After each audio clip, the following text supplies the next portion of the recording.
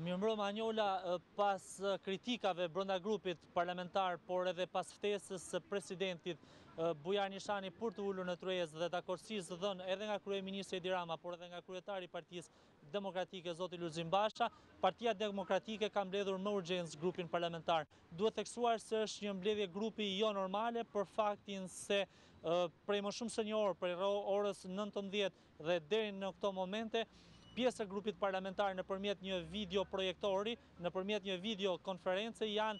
edhe tre zyrtarët europian, është komisioneri Johannes Hahn, është negociatori McAllister dhe presidenti i Partive Popullore Europiane Joseph Daul, të cilët kanë drejtuar mesazhe mjaft rëndësishme kundrejt grupit parlamentar të Partisë Demokratike. Zyrtarët e lartë europiane kanë cilësuar të papranueshme vendimin e Partisë Demokratike për të mos marrë pjesë në zgjedhje,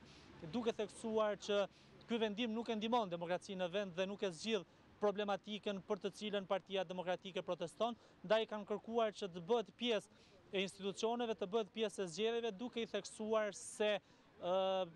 vijon tjetë, mund themi në fuqi,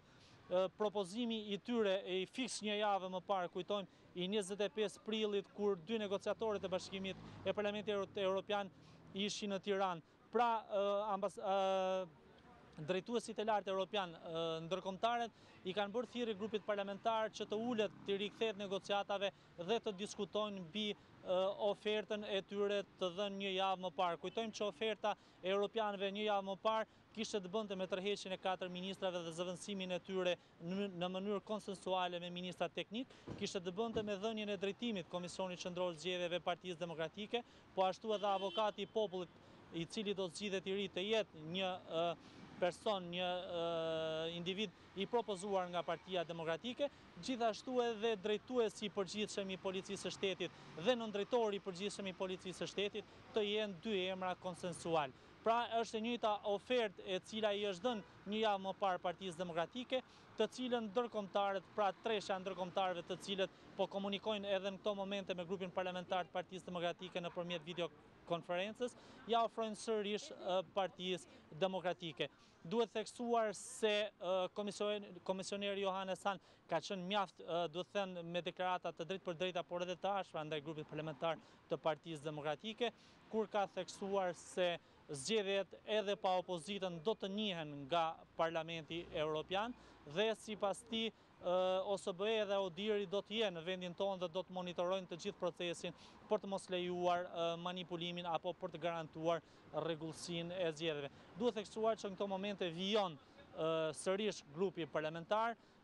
ka edhe ndërhyrje të deputetëve her pas here duke ju drejtuar pyetje zyrtarëve të lartë europian. Mund të citojmë ish kryetaren e Parlamentit, deputeten Josefina Topalli, e cila ka theksuar se ndërkombëtarët po kërkojnë të ndihmojnë Partinë Demokratike, ndaj ka kërkuar kryetarit zotit Lulzim Basha që të ulen dhe t'i japin një zgjidhje vendit. Gjithashtu Anjola duhet theksuar se krahas grupit parlamentar të Partisë Demokratike ka mjaft zhvillime interesante. Burimet i thanë Ora News se ka një tentativë, ka një, po themi, komunikim mes